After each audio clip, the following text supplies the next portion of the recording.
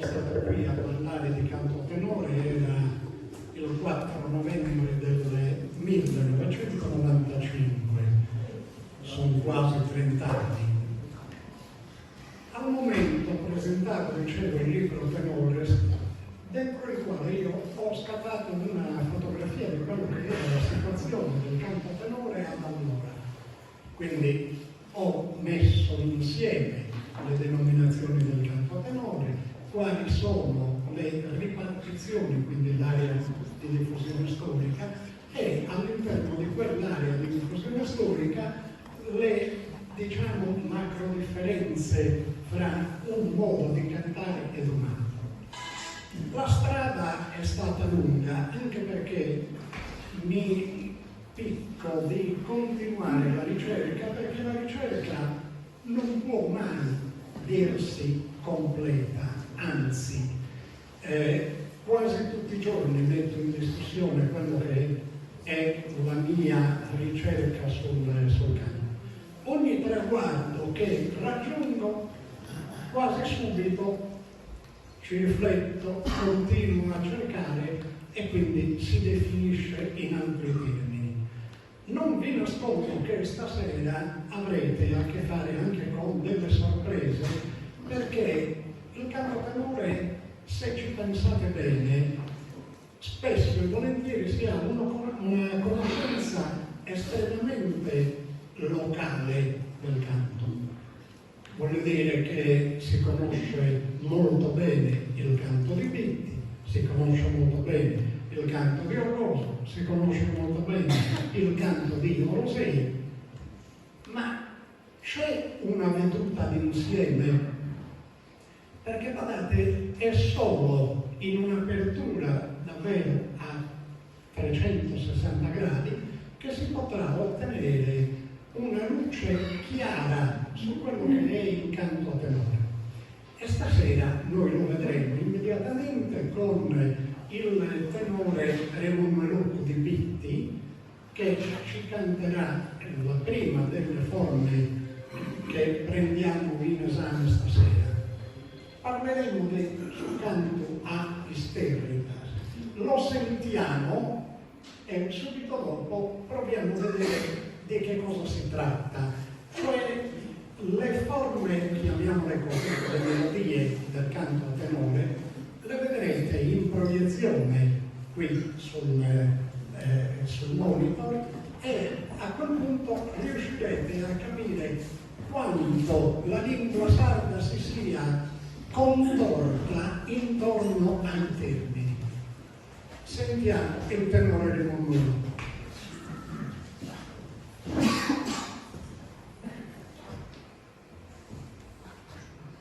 Il dell'oceano violento corre via Sasaba per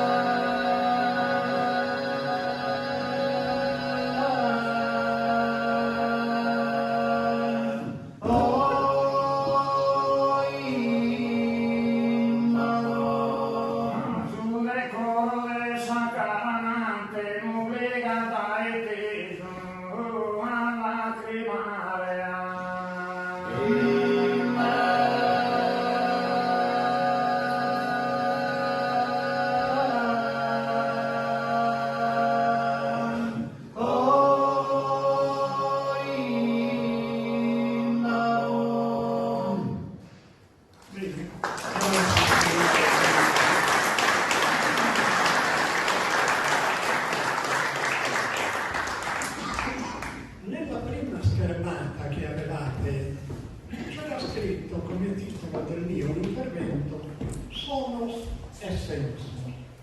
Sono che abbiamo appena sentiti, il tenore, il canto del tenore. Sul senso, e cioè il significato di che cosa abbiano cantato. Noi siamo soliti chiamare questo non neanche isterrida, ma bochelonga anche. Che cosa significa isterrida? Se voi provate in italiano a sentire a provare a dare una spiegazione di quello che hanno appena eseguito, qualche difficoltà vi si pone. Cosa dite, per esempio? Hanno steso la voce? In italiano fa ridere, non si può dire hanno steso la voce. Hanno spiegato la voce? No, non si può dire neanche questo.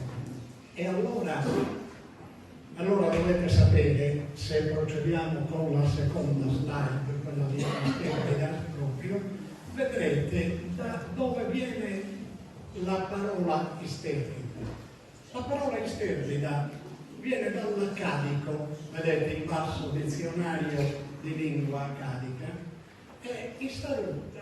Istaruta era la parola originaria che significa semplicemente termine musicale. Quindi quando noi compiamo le nostre acrobazie in italiano per provare a definire quello che abbiamo appena sentito, no. Dovremmo continuare a parlare del canto a tenore in lingua sarda, perché è questa la lingua in cui nasce e si sviluppa la plurivocalità sarda tradizionale, ma impiega le parole che esistono in una lingua che è coetanea della lingua dei nuragici, cioè la lingua che viene dal Medio Oriente, dalla Mesopotamia in particolare. Noi avevamo frequenti scambi con quella zona del mondo conosciuta. Noi andavamo lì da 3500 anni prima di Cristo, vendevamo l'ossidiana a quelle popolazioni e loro ci davano in cambio i loro prodotti. E siamo andati avanti per millenni con gli scambi in quella zona del mondo. Ora, dovete tenere conto che nella Mesopotamia noi abbiamo la gran parte delle scienze che ancora oggi sono a fondamento della cultura moderna, e cioè la matematica, la musica. Il termine musicale nasce proprio da questo, è un termine musicale, poi lo ritroveremo. In ogni caso, noi abbiamo sentito già il canto isterrida, in cui cioè la voce solista leva il canto, così si dice in italiano, ma non lo fa in maniera movimentata. Se volete, il significato di isterrida è questo. Sentiamo invece adesso un'altra forma espressiva del canto a tenore, e cioè sa boche sedia o sa sedia o semplicemente sedia, e poi vedremo di che cosa si tratta. Il tenore Muranes inizia e poi seguirà immediatamente dopo il tenore Santa Maria di Ottana.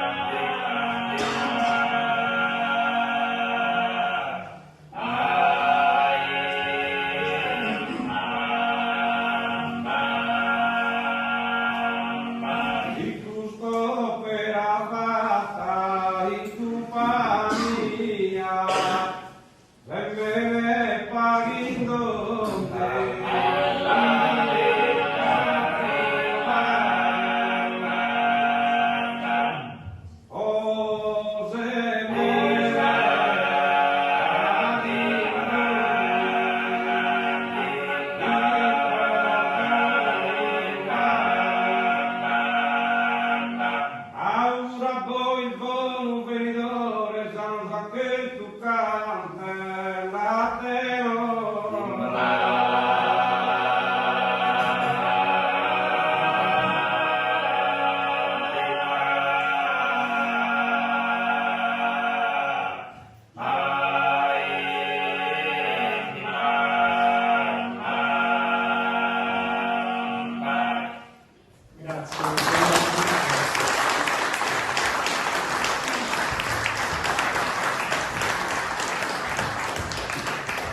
Sentiamo subito il tenore di Ottana, il tenore Santa Maria di Ottana.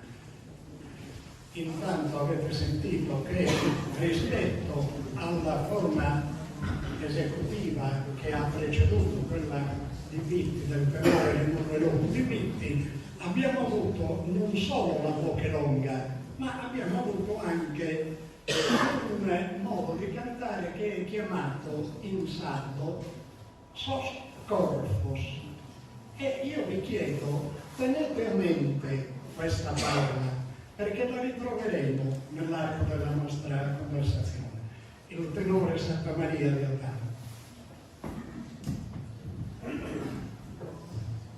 Usa la sade sul monte Icona, sarvalles eternas profumosa, vestidas con gran maglia luttuosa, venidero e asozan esa zona.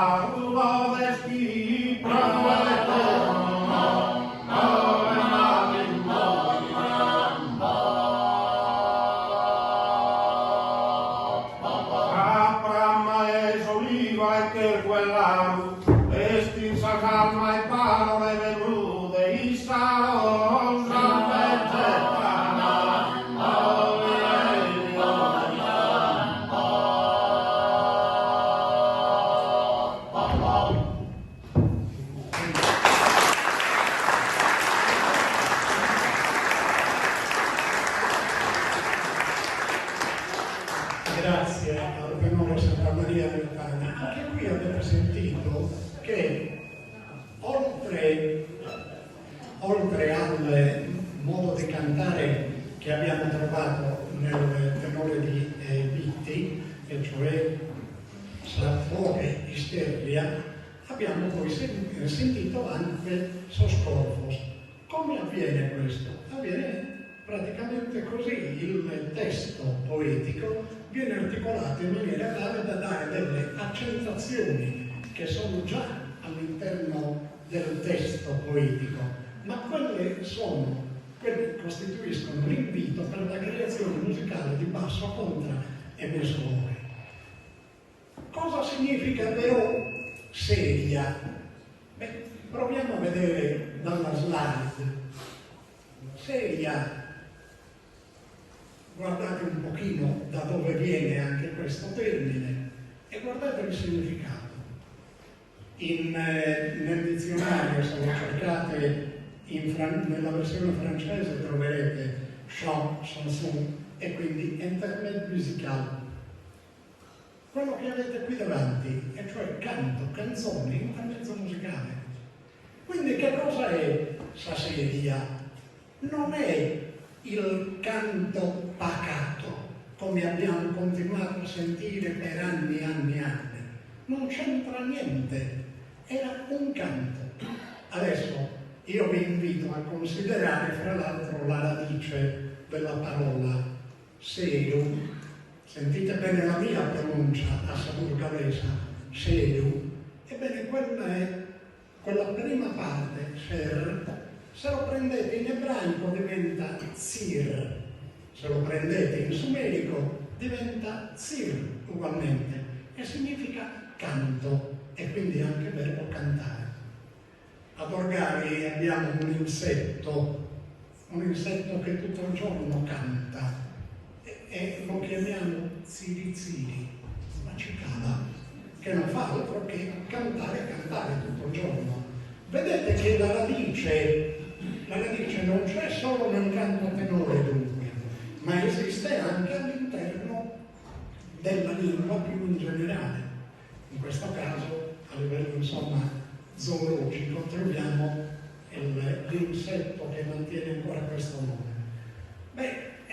Cosa dire? Seu non è solo il verbo cantare, e quindi il termine canto e canzone, ma è anche un intermezzo musicale. Noi non sappiamo cosa significasse questo, però il ragionamento è in questi termini. Arriviamo al Rinascimento italiano. Nel Rinascimento italiano, dal 1500 fino al 1700, i più grandi musicisti europei erano italiani. E questi cosa hanno fatto? Questi hanno reinventato il linguaggio della musica. Pertanto, se voi andate nella musica sinfonica, per esempio, nella musica classica, sentirete parlare di adagio, allegro, piano, fortissimo, andante con brio. Bene, tutto questo significa che la lingua in cui oggi ancora noi nominiamo la musica è la lingua italiana. E prima era la lingua accadica. La lingua accadica è rimasta proprio perché era quella che traduceva gli studi degli Assiri, dei Babilonesi e di tutte le popolazioni del Medio Oriente, quelle popolazioni che poi hanno in qualche misura colonizzato anche l'Europa. Pensate alle invasioni degli arabi dallo stretto di Gibilterra fino ad arrivare a 3/4 della Francia, vengono bloccati a Poitiers. Ma voglio dire, questo ha fatto sì che queste scoperte arrivassero nel nostro mondo. Sentiamo invece adesso il tenore di Lupoli, il tenore Santo Prete di Lupoli, in quella che è la Bocche Notte, e poi vedremo quali siano le differenze fra Bocche Isteria e quindi Saseria, come l'abbiamo sentita.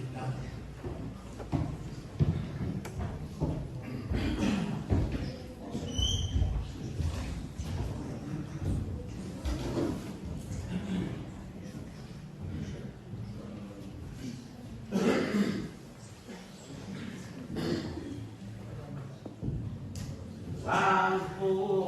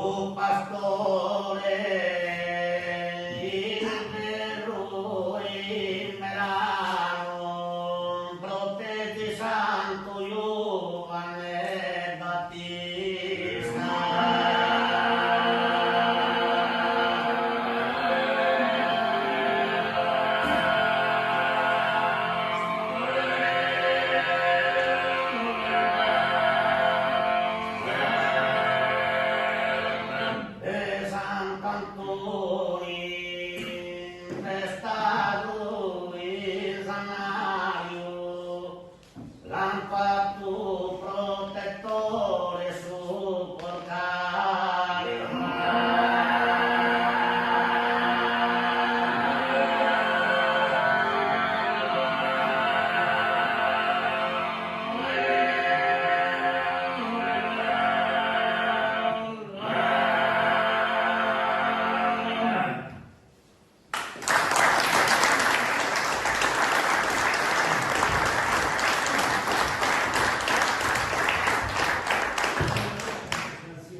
Abbiamo sempre la Bochenotte. E la Bochenotte, c'è qualcuno che ancora la contrabbanda come canto notturno. Non c'è niente di notturno nella Bochenotte. La Bochenotte è una agglutinazione di lingua sumerica. Cosa significa agglutinazione? Significa mettere insieme delle sillabe e in questo modo ottenere una espressione. Proviamo a vederla direttamente nella slide e vedrete che in sumerico, stiamo parlando di una lingua che esiste da alcune migliaia di anni prima di Gesù Cristo, cioè a dire almeno il 6000 a.C. compare la lingua sumerica. E in sumerico la Bochenotte era Bukunote, e Bukunote significa perfetto, approccio e quindi iniziare. Cioè per i sumeri, ma anche per noi sardi, quando vogliamo segnalare, sottolineare un qualcosa, raddoppiamo. Per esempio, quando in sardo diciamo è verde, è verde, per dire che è verdissimo. Buconote significa approccio melodico perfetto. Cioè, nel canto a tenore non c'entra nulla la voce notturna, il canto notturno, ma è ritenuto il miglior modo di cantare. Saltiamo, andiamo nell'altra costa della nostra isola, andiamo a Bosa. A Bosa il concordo canta con il vocione Bu-1, cioè il migliore, il perfetto approccio. Andiamo invece alla dei Sardi. Ad Alà dei Sardi voi avrete un'altra forma che sostituisce la Bochenotte, ma il cui significato è il medesimo. Possiamo arrivare alla Boga Arressa? La Boga Arressa, adesso pensateci bene, in sardo arresso vuol dire invalido e quindi bloccato, che non ha possibilità di muoversi. Ma le cose stanno davvero così? Mi fa ridere perché c'è un paese di cui non farò il nome neanche sotto tortura, il quale si è inventato arresso che renare prim. Ebbene, noi cantiamo nella nostra tradizione sa Boge Virma. Non esiste proprio la Boge Virma, ma tant'è, voglio dire, è un pascolo bravo questo delle denominazioni del canto a tenore, ma certamente abbiamo una sicurezza, Bochenotte sì, quindi Boge Arressa sì, ma Boge Virma proprio no.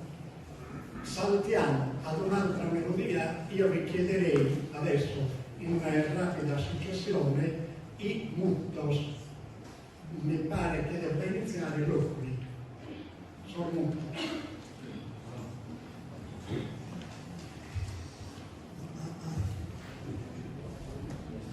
Una volta che avremo ascoltato tutte e quattro le formazioni ospiti stasera, vedremo di capire cosa significa esattamente Muttos, perché anche su questo c'è una grossa scoperta. Prego. da sul mare marisco, Yamin todo pramare kuda primavera.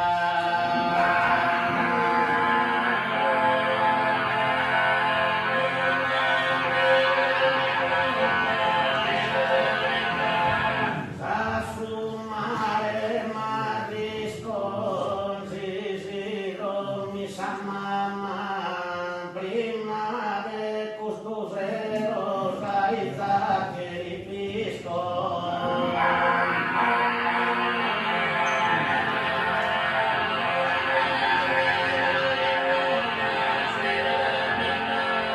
Venine torto prama, prima de custusero saiza che ripisco, sisiro mi samama.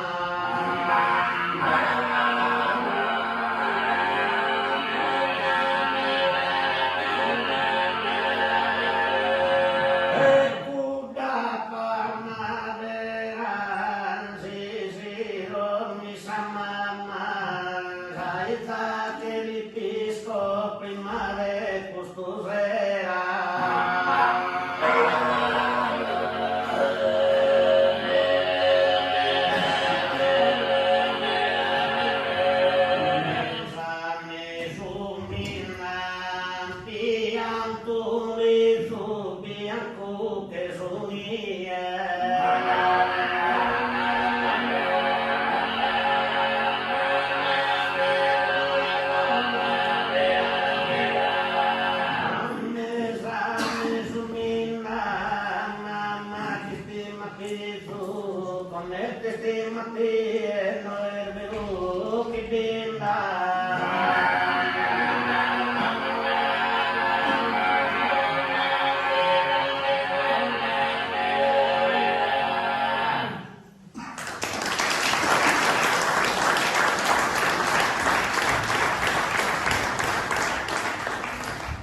Che ne contra sei?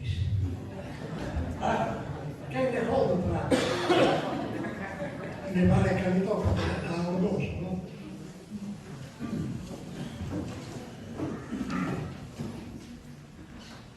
Avete sentito qui cantare, perché questo ho richiesto io, le due strutture strofiche che compongono su Mutu, e poi ne parleremo. Prego.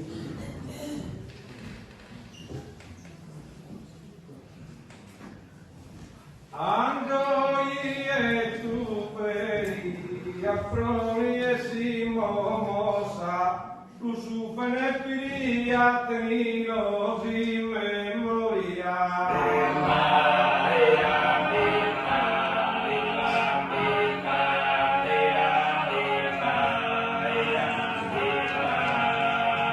Andoi e tu peri, si voesa riscossa, prosa autonomia, a sa tua historia, sa tu samenta peri.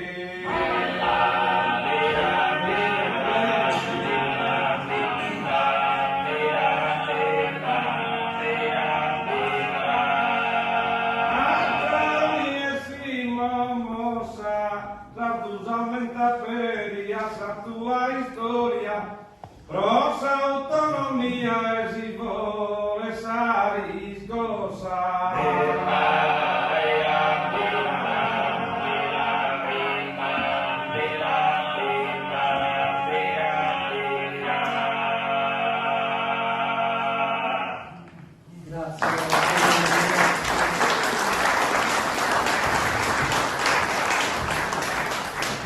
È la volta di Santa Maria di Ortana.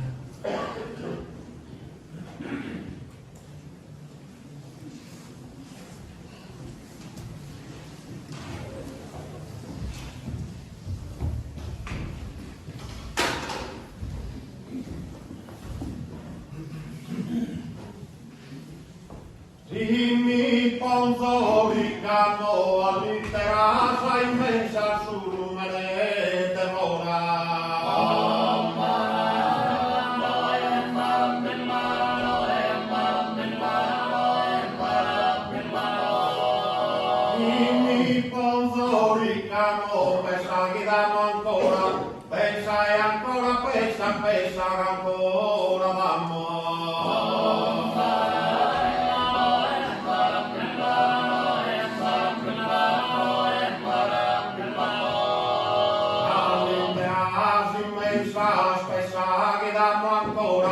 Pensa che ancora d'ammo, pensa e ancora pensa.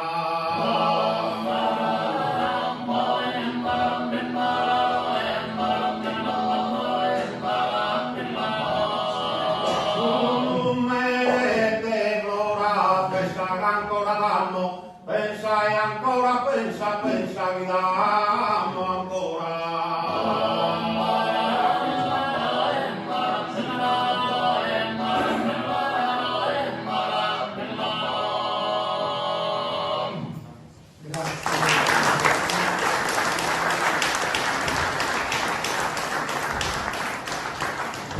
Aspettiamo nuovamente il tenore del Mungo Elocco, che dovrà fare non solo il Mungo ma subito dopo altre due forme di esecuzione canora. Sentiamo i mutos, poi commentiamo e vediamo cosa significano.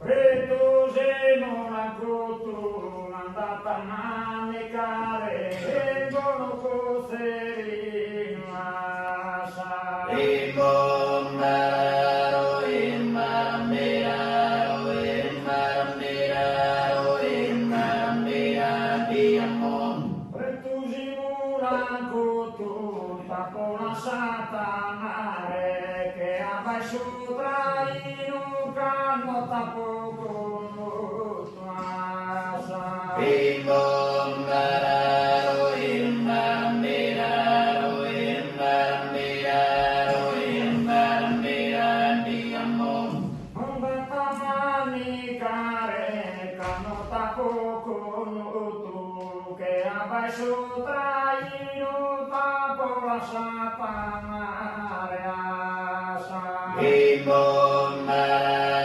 immarammiraro, immarammiraro, immarammiradiamon. Ninguno coserino canno tapo con tu tapo la satanare che abbaixo traino asa. Imbombero, immarammiraro, immarammiraro, immarammiradiamon.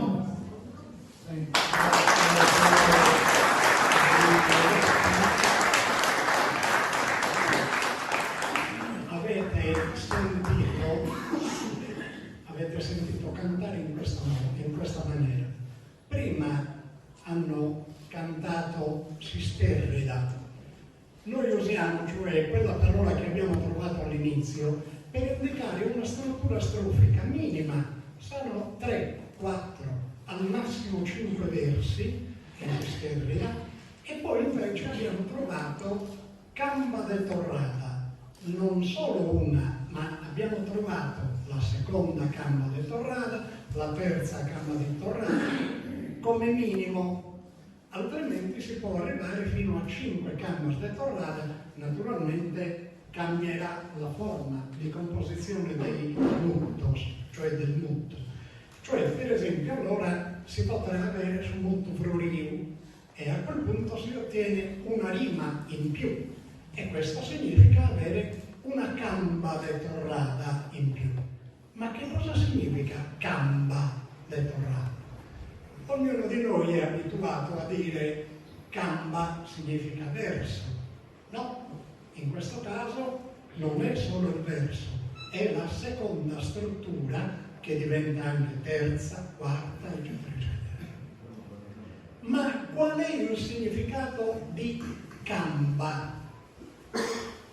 Andate al canto del ballo a passo torturino di Orosei e all'interno di questo troverete che le voci del coro, di basso, contro e mezzo voce, voce, voglio dire, cantano elle duba hamba, cioè la parola gamba.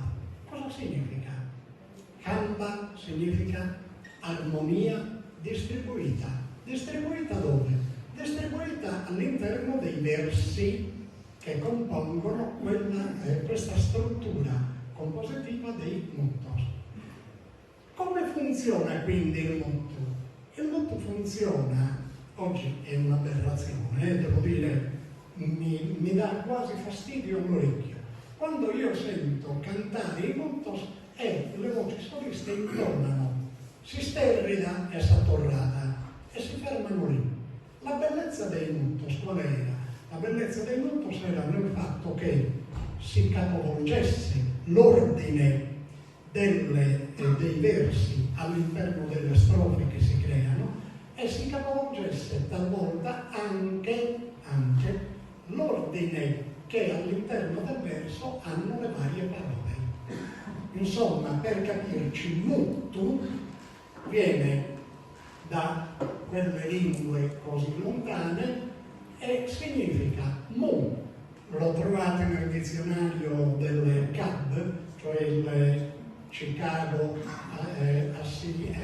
Assinio dizionario, e quindi significa to make a sound, cioè produrre suono, ma anche to make a word, cioè a dire produrre parola.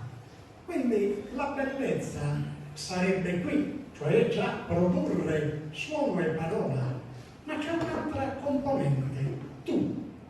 E quel tu di muttu con due T, c'è un obbrobrio nel modo di scrivere le forme di canto, ma raddoppia. Quando si agglutinano due paroline, la prima consonante che segue raddoppia. È una regola che ci hanno insegnato fino alle scuole elementari. Muttu quindi è l'incantesimo che viene dato dalle parole. Considerate che oggi noi, per problemi di spazio nei dischi, per problemi anche di spazio nei libri, noi non facciamo più tutto questo. Noi cantiamo esterrida e torrada, cioè investiamo unicamente sul significato, ma il significato di sisterrida non c'è. Non esiste un significato compiuto all'interno di sisterrida. Per forza di cose si deve arrivare alla seconda struttura e a quel punto si capisce e suona benissimo, benissimo in tutto. Quindi vedete, su muttu dovrebbe farci riflettere soprattutto su una cosa, e cioè la retrogradazione e l'inversione che era tipica per esempio della poesia estemporanea, che è tipica di tutta la musica minimalista, che noi troviamo per esempio nella musica sinfonica. Ce l'avete presente quando voi sentite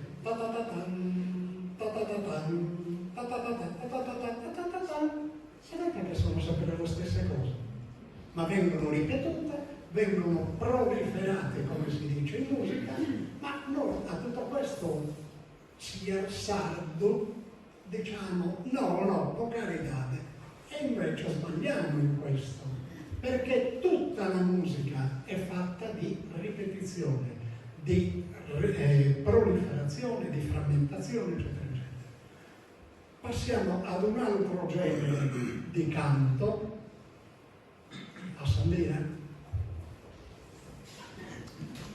Intanto avete sentito già che salassada, cioè quando la voce solista termina di cantare e deve subentrare basso, contro e mezzovoce, già da lei ci dava un indizio, e cioè lasciava con assa. Lo sentiamo adesso in questa canto.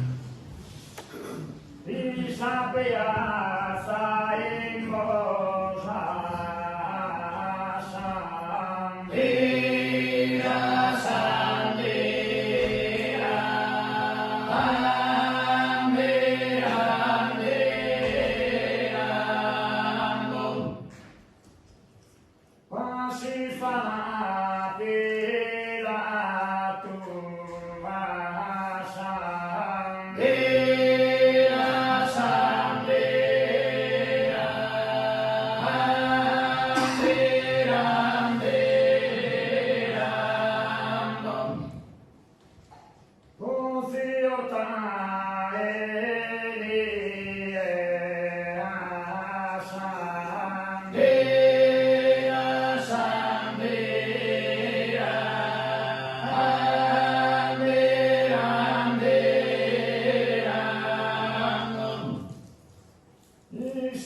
Maria faimosa, mamma tua ti ha fatto ricantare Giannie, o palma deliziosa. Dea Sandera, Dea, Dea,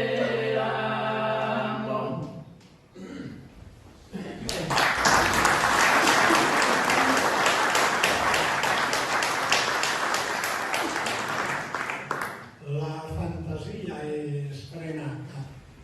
Ho letto la sondira è un canto delle donne di Pitti. No, non mi risulta proprio. È un canto che è diffuso in tutta la Sardegna. Nessuna zona della Sardegna è esclusa. Ed è un canto maschile come femminile. Lo cantano i giovani, lo cantano gli anziani, le ragazze e le anziane. È un canto che viene da lontanissimo. Per poterlo capire bisogna tagliare il termine intero a Sandira e otterremo così dei blocchi di sillabe. La prima sillaba è as. As. Se lo cercate ancora nell'ebraico è Astarte, per esempio. Significa la stella di Venere. Prima ancora che arrivasse l'ebraico esisteva come Istar e Istar è appunto la stella di Venere. Poi in ogni caso per apofonia, cioè per scambio fra I e A, si è arrivati a ottenere As, per dire stella. Però poi è arrivato un altro popolo in Mesopotamia e anziché chiamarlo As, ha chiamato la stella Mul.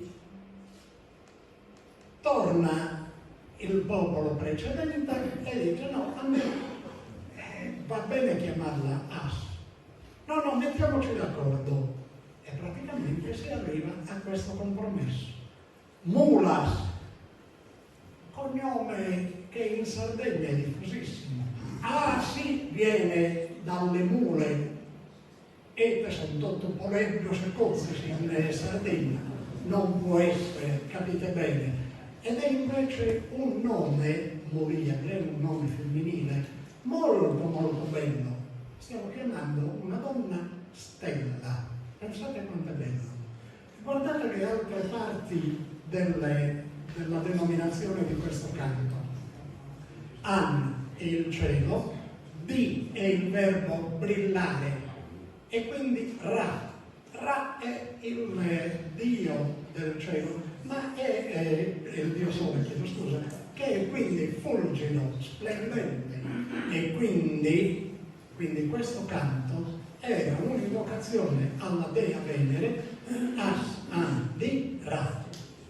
Pensate da quanto lontano viene questo modo di cantare.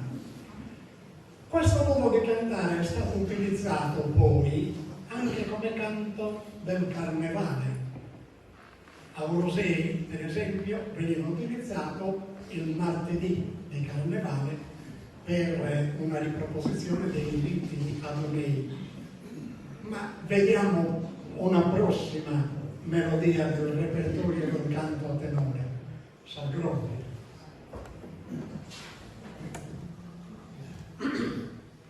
In uno portale nascido el Gesuso, misterio cruzo, non beso uguale, tra dos animale, Giuseppe e Maria.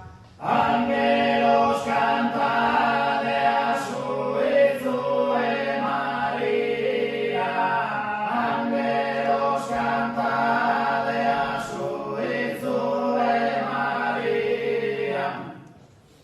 Partus o santo d'eterna memoria.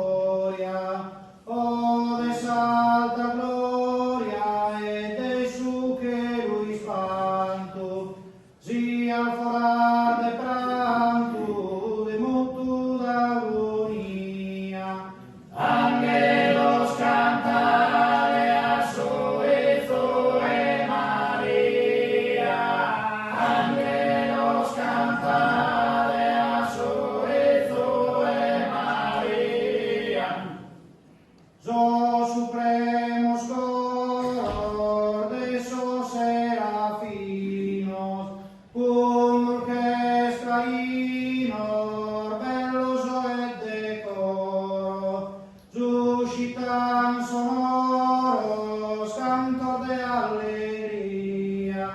Angelos cantare a su María.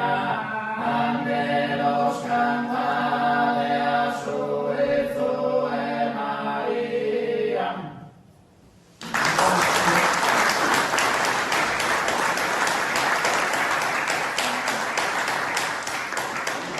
Chiediamo che salga qui il tenore di Ottana Santa Maria per un'altra forma di espressione. Nel frattempo possiamo vedere che cosa abbiamo sentito adesso, cosa sgrobbe.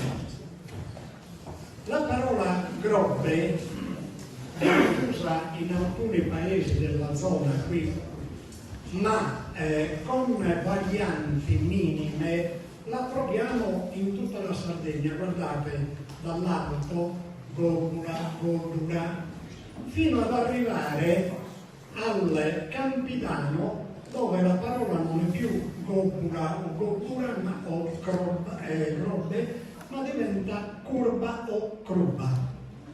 La parola è sempre la stessa, è un canto religioso, ma non è un canto semplicemente religioso, è una preghiera. Era una preghiera che veniva utilizzata per invocare, per chiedere una supplica, una benedizione e via dicendo. Guardate la parola che invece è al centro, caratu, vedete? Da quello derivano tutte le parole che noi abbiamo in Sardegna per questa forma di composizione poetica, che è poi una composizione per il canto. Avete sentito però, e su questo vorrei iniziare a proiettarvi, avete sentito però cantare il coro alla fine, 4 voci insieme, cioè una voce praticamente veniva seguita dalle altre. Sentiamo adesso invece i gozos dal tenore Santa Maria di Ottana. Poi ne parleremo. Subito dopo il tenore Santa Maria di Ottana sentiremo di nuovo il tenore Santo Prete di Lodi. Prego.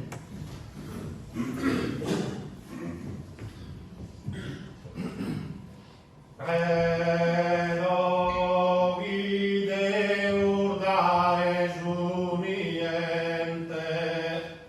appa formato velo terra e mar.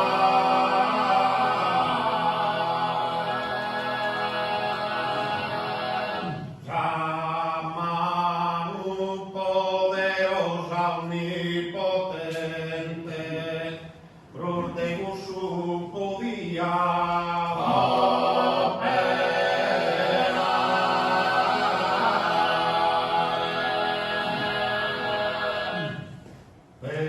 Vesti su velo e lume risplendente, e s'atterrà sul mondo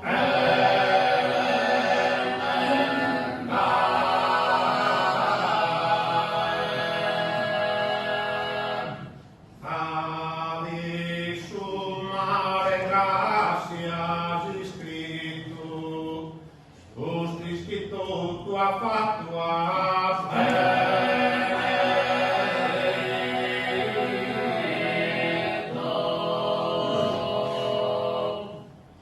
forma su paradiso delizioso, adornata e bellissima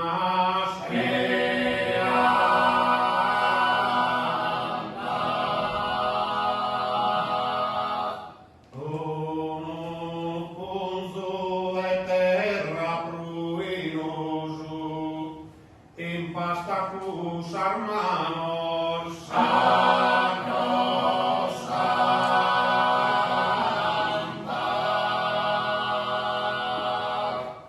Forma dada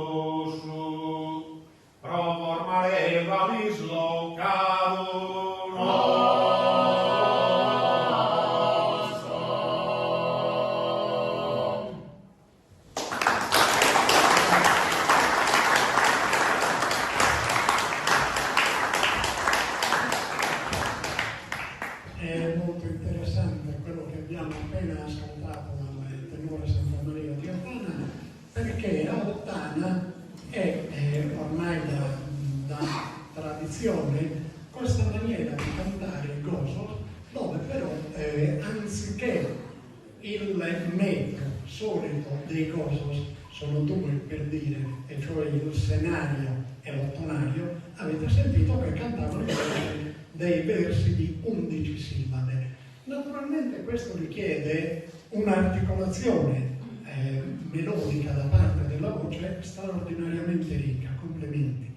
Sentiamo invece adesso i Gosos dal tenore Sant'Upleto di Lomuli e poi vedremo cosa significa Gosos. Dicevo questo, che nascono come versi senari principalmente, sono versi dedicati alla Madonna, poi invece si aprono a tutta la letteratura agiografica, cioè la vita dei santi, per dire, o le invocazioni ai santi, ma si passa anche all'ottonario e a quel punto si ha una rivoluzione.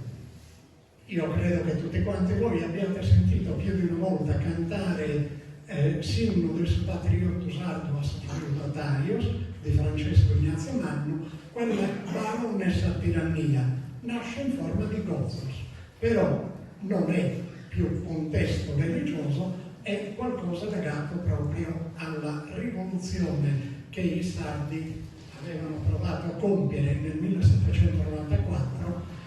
Noi abbiamo una festa nazionale nostra, Sadiresta Sardegna, proprio legata a quell'inno che è diventato l'inno della regione Sardegna. Sentiamo il tenore Sant'Upleto di Lomuli. Fundamento assicurado de saltatori capire, los que nos apelide, predo apóstolos atrason, los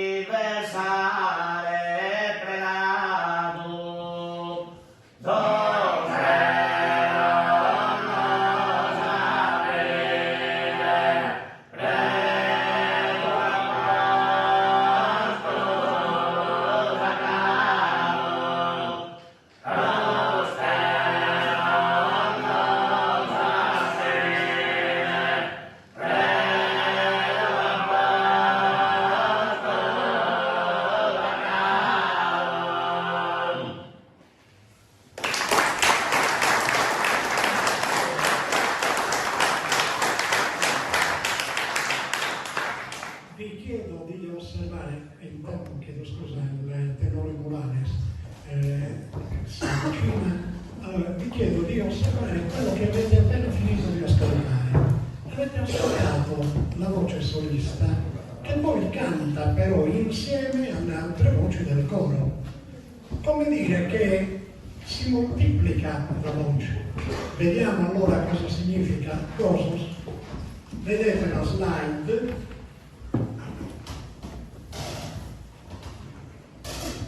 Gosos significa gu, voce. voce e quindi anche suono, e a seguire su, che significa moltiplicarsi.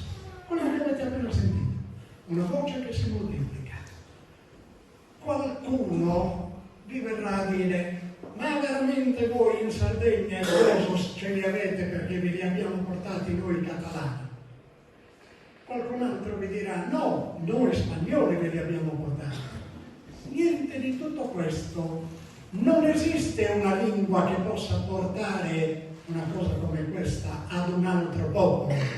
Esistono invece popoli diversi che hanno però radici culturali comuni, e nel Mediterraneo siamo strutturados. Sentiamo invece il tenore murale adesso con Savardeina. Savardeina è eseguita come forma di ballo. L'ascoltiamo e poi vediamo cosa significa Vardeina. Verso Mediterranei su coro, verso Mediterranei, ma sa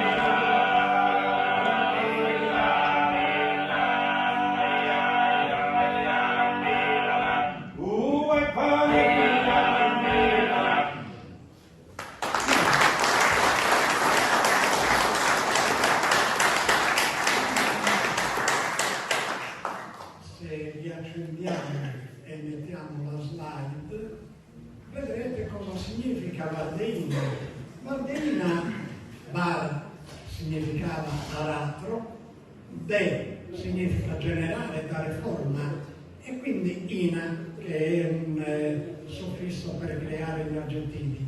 Che cosa è Savardeina? Savardeina è un inno al Dio fecondatore, quindi è evidentemente un canto dei contadini. No, ma il canto a tenore è il canto dei pastori sacri. Dove? Quanti sono i pastori all'interno delle formazioni di canto di stasera? Provate a chiederlo, perché voglio dire, questa fu un'invenzione di un etnomusicologo belga negli anni 60, venne in Sardegna, venne molto bene accolto, venne accolto anche negli ovili. Lì, negli ovili, oltre a mangiare e bere lautamente, ha anche potuto ascoltare cantare a tenore. E da lì è nato C'est le chant des bergers. No, assolutamente. Il canto a tenore è il canto di tutti i sardi e non solo dei pastori. Tanto che la controprova, no? Provate ad andare nel Monteferro. Salite da Seneghe, Norbello, Abbasanta, salite da lì verso, fin su a Sassari, e avrete Sabrocalzina, il modo di cantare dei procalzos, cioè dei procari. Avrete Samassagina, de Sormassagnes, avrete Studiantina, degli studenti, avrete Maestralina, dei mastri artigiani. Capite bene quindi che non è il canto dei pastori. Questo è un falso mito su cui ci siamo buttati a pesce per chiedere quelle, per chiedere il riconoscimento riconoscimento all'UNESCO nel patrimonio. Richiedevamo tutto il riconoscimento del pastoralismo, ma il pastoralismo con il canto a tenore è un aspetto, ma questo non è il canto dei pastori, questo è il canto dei sardi, e io su questo veramente vorrei mettere un punto fermo. San Ninnia.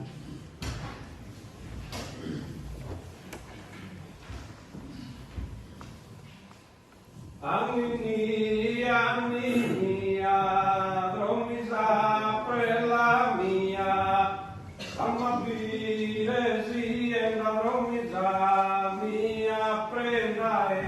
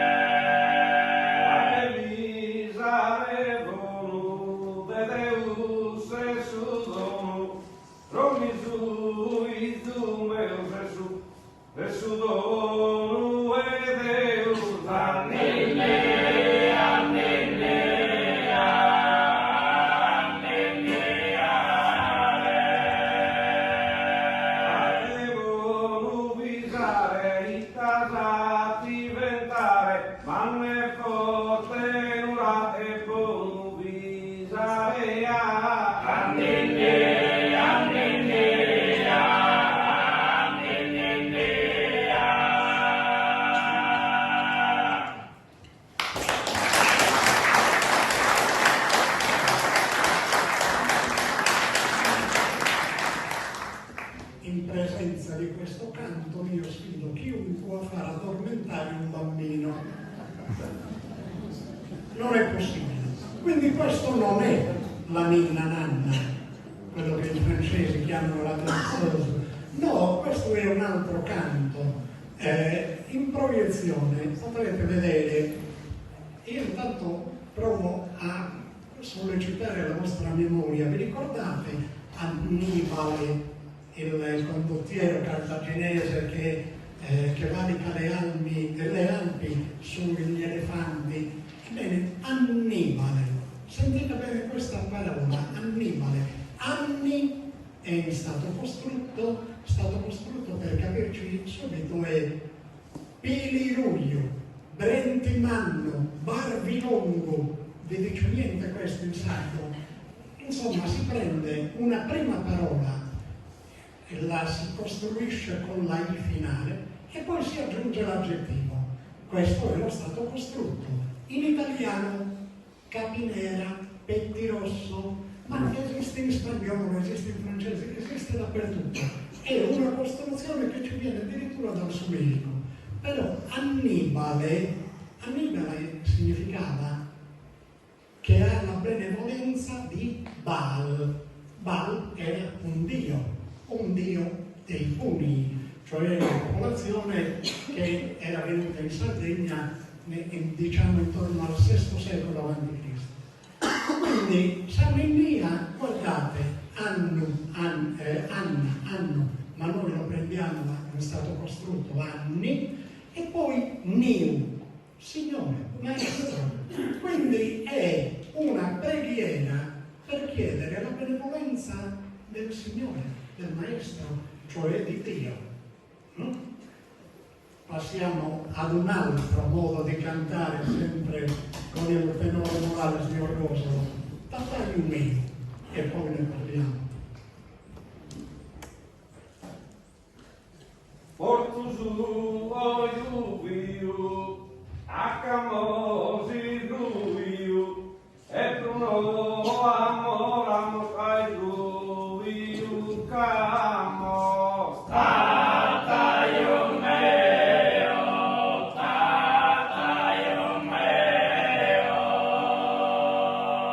Venie a titae, rudo che pesae, non mi lese da solo. Venie a titae pesae, che sudo. Tataio meo,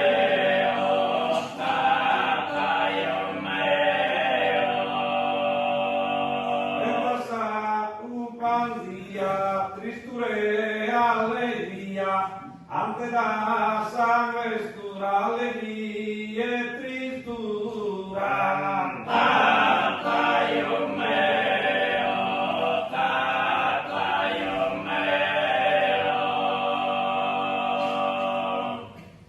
Grazie.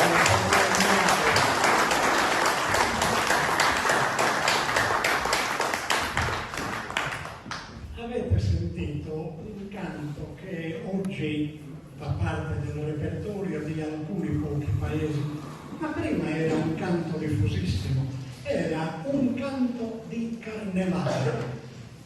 Si andava in giro per tutto il paese con il fantoccio. Nel petto del fantoccio era nascosto un bottiglione di vino, era nascosto pane, formaggio, salsiccia, perché a carnevale si andava in giro così a invitare le persone che si incontravano per strada. E nel fare questo giro del paese si cantava tattaglio e si chiedeva a tutti quanti di attittare. In altri paesi lo chiamano sottegno o sottegno. Insomma, tattaglio meo era il canto di carnevale per mettere al rogo il martedì di carnevale, martis berri o martes d'Ardaiolo, martes de Carcegari e via dicendo. Cosa significa però? Perché c'è da dire, a noi è arrivato soprattutto come forma satirica. Vedete quando in sardo si dice "mi non ti ponzan gamba e canzone", cioè che ti dedichino una poesia satirica, naturalmente. Ebbene, questo succedeva e a quel punto tattaglio. Cosa significa tattaglio? Beh, se lo prendiamo nel linguaggio del quotidiano sarebbe il marito del tattaglia. Tattaglia era la balia, cioè quella che dava il latte a un bambino quando la madre non era in grado di allattare il bambino. Ma tattaglio è una continuazione ugualmente per una persona che vorrebbe essere fiera. E di che cosa?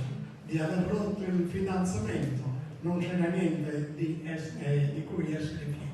Quindi tattaglio è una frase al contrario. Noi sardi parliamo spesso al contrario e diciamo cioè delle cose che hanno tutt'altro significato, cioè l'opposto di quello che vogliamo apparentemente dire con quelle parole.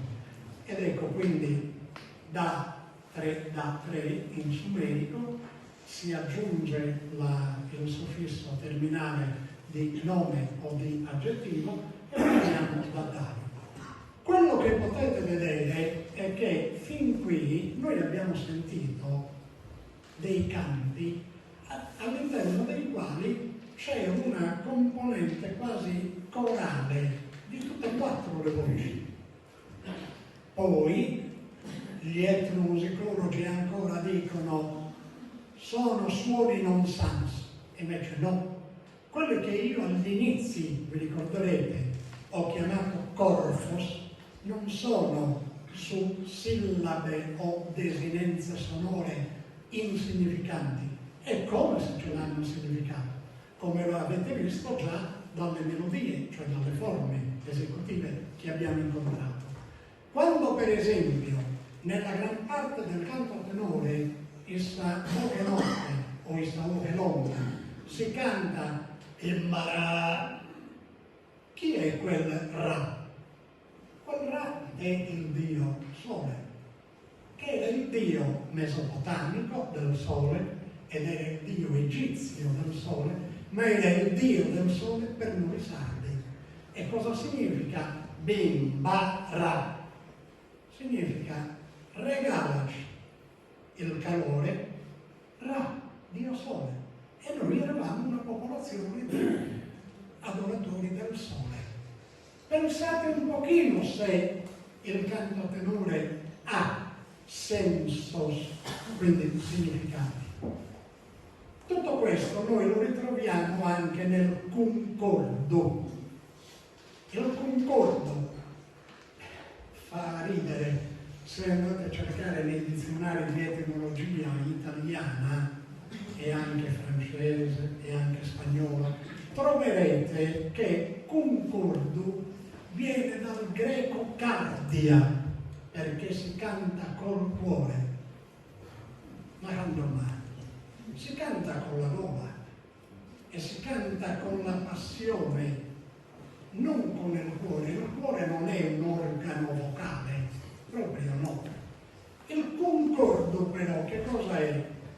Abbiamo in proiezione?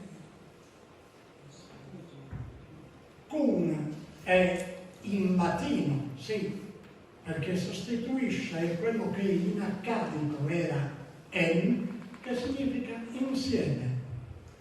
Paris, diciamo noi. Cantare che cosa? Curdo, le gesta eroiche, le gesta militari. Quando noi diciamo meno che panza canta e canzone, lo diciamo non solo in malo, ma lo diciamo anche in buono. Perché? Perché se uno è stabile, cioè valente, oggi diremmo, veniva esaltato anche lui nel canto. Allora vedete, concordo era quello che si occupava praticamente del canto delle gesta eroiche. E questo nella storia dell'umanità c'è sempre stato. Così come c'era la polivocalità in tutte le epoche da quando esiste l'uomo, l'uomo si è messo insieme ad altri uomini per giocare con la voce e cantare. Pensate una cosetta. Gli australiani nativi, gli aborigeni, sono lì da oltre 50.000 anni. Non conoscevano la scrittura, l'hanno conosciuta nel 1700, ieri praticamente. Fino ad allora la loro cultura è stata tramandata attraverso il canto e noi sardi abbiamo fatto la stessa cosa. Abbiamo mandato avanti la nostra cultura attraverso il canto a tenore. Il canto a tenore è la nostra scrittura, perché all'interno del canto a tenore noi ritroviamo tutta la nostra cultura, che si rigenera ogni tanto attraverso la nuova produzione poetica. Viva i poeti e viva la poesia, che ci consente di conservare la lingua e di continuare a cantare e a divertirci. E per divertirci io chiedo adesso Locoli su ballo brinco a seguire il tenore Raimondo Elocco con balluresco e quindi il tenore Morales con ballo tondo e per finire il tenore di Santa Maria di Ottana sul ballo zuppo e sul passo torrano.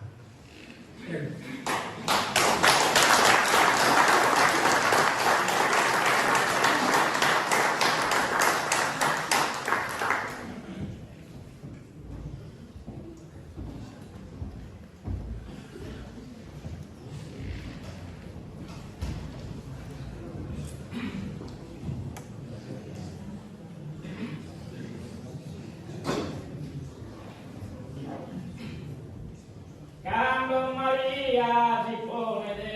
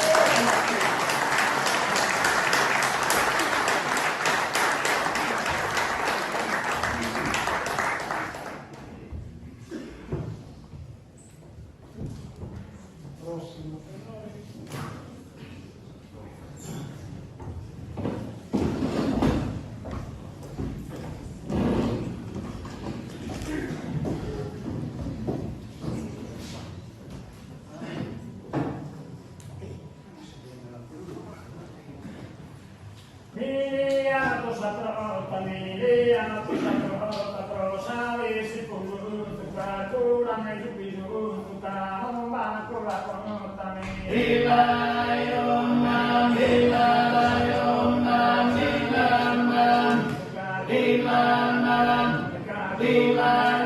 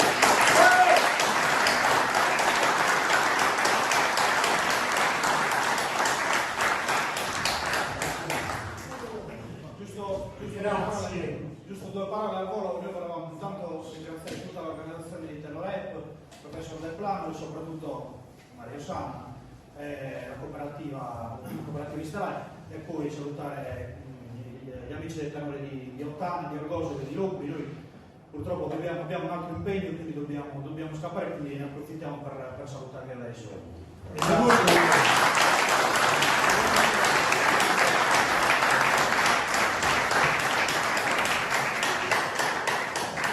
Tenore Lunales.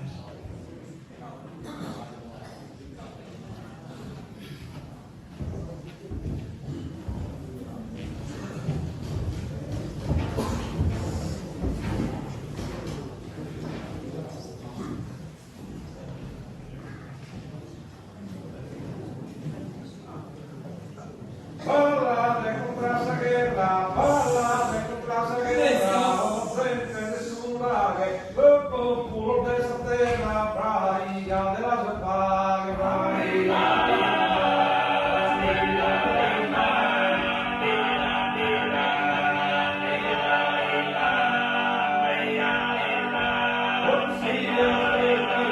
Non si es presumido, si sabe de su dinare, ma per suo sentido de chi di stimare.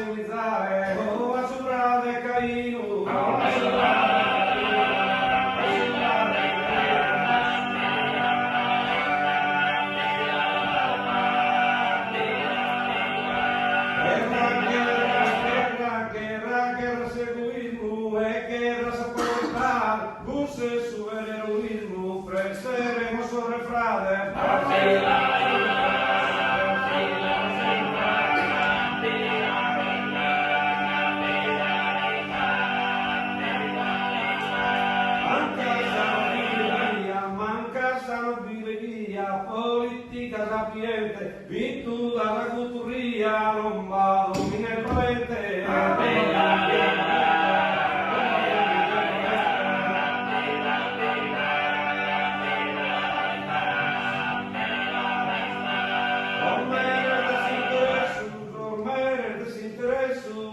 Multinacional, con tu verte un peso que crees que sos capital.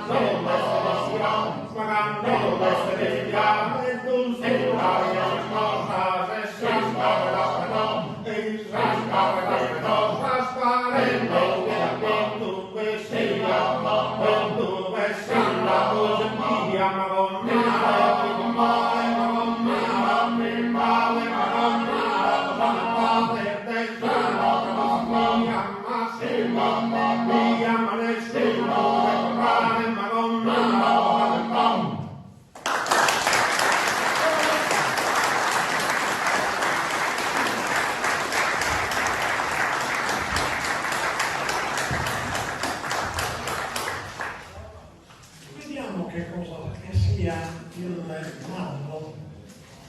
Proviamo in proiezione, lo prendiamo da due dizionari. Lo prendiamo dal dizionario di Somerico, quindi ballung, e quindi vedete il significato di girare dentro il termine agglutinato sumerico. E guardate invece, prendendolo nel dizionario accadico, balalu, cosa significa anche questo? Cioè il ballo è questo, è confondersi delle persone, mischiarsi delle persone, girare, incontrare, ed è scritto tutto quello che si fa dentro il ballo come lo conosciamo noi ancora a livello popolare, non nella sopraelevazione del palco, anche se per fortuna alcuni attentissimi, chiamiamoli direttori dei gruppi di ballo, stanno cercando di tornare alle origini, cioè al modo di cantare, di ballare popolare. Abbiamo passato una serata a parlare di tenore. Ma che cosa è il tenore alla fin fine? Tenore è ugualmente un'agglutinazione. Noi alcune cose ormai non proviamo nemmeno a dare loro un significato. Eppure io vi inviterei a questo. Ma il vino, quando voi bevete del vino, non cercate di capire da dove venga quel vino. E se dovete mangiare del formaggio, non cercate di informarvi da dove provenga quel formaggio, da chi lo abbia fatto. Noi sappiamo anche che da pascolo a pascolo cambia la qualità del latte e quindi la qualità del formaggio. Per quello che riguarda l'alimentazione cerchiamo di avere molta più attenzione rispetto a quello che è la lingua. Ma la lingua invece, vediamo l'ultima slide, tenore viene dall'agglutinazione di tu, nu, ri. Partiamo dal basso. Ri è gridare, da cui abbiamo, lo avete trovato nella prima delle slide, quinsos arriolos de, cioè con le formazioni di canto, arriolo che non riscusto, cioè il canto che grida. Prendete il canto con la chitarra logudorese, canto in re, perché è ugualmente gridato. Prendete tante altre forme, per esempio, intorno alla bara, noi eravamo soliti avere saria, il cerchio delle prefighe, cioè di quelle persone che attitavano, cioè producevano le lamentazioni gridando, ancora una volta, vedete, non far volteggiare tu. Io vi ho parlato prima di corfos e in italiano noi facciamo ridere quando diciamo sto sentendo i colpi del tenore. Come intesa scorfos del tenore? Sembra quasi che qualcuno debba martellare. Ebbene sì, è così, non martella, ma picchia. Tanto che se andate ancora a vedere, in tutta la Sardegna avete delle tracce, bisogna cercare in tutta la cultura della Sardegna. Per esempio, a Norbello e ad Abbasanta vi parlano ancora di boge battia, cioè battuta. Se andate a Fondi e a Mamoiata vi parleranno di picchiadas. Sono soscorfos perché tu significa battere a ritmo. Questo è il canto tenore. Io a questo punto vi ringrazio dell'attenzione.